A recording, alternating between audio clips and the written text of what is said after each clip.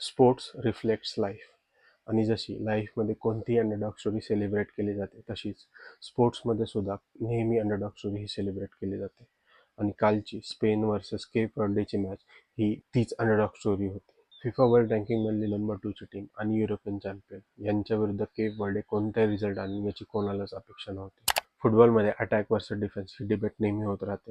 Attack wins you matches, पण defence तुम्हाला फक्त मॅच जिंकवत नाही, तर तुमच्यामधली फायटिंग स्पिरिट आणि स्पोर्ट्स स्पिरिट जागे करून तुम्हाला मॅच जिंकवून देते.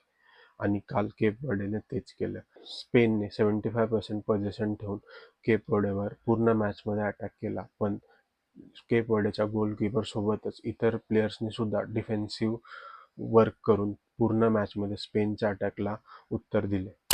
कालच्या मॅचचा स्पेनच्या लाँग रनवर काय इफेक्ट होईल याची काही गॅरंटी नाही. स्पेन अजूनही सहजपणे ग्रुप स्टेजमधून बाहेर जाऊ शकते आणि केप वर्डे ग्रुप स्टेजमधून बाहेर होऊ शकते. मात्र कालच्या केप वर्डेच्या परफॉर्मन्समुळे एक तो होप आणि एक अंडरडॉग स्टोरी ही पुन्हा रिवाईव्ह झाली आहे आणि आपण याचसाठी फुटबॉलला मॅजिक म्हणून बघतो.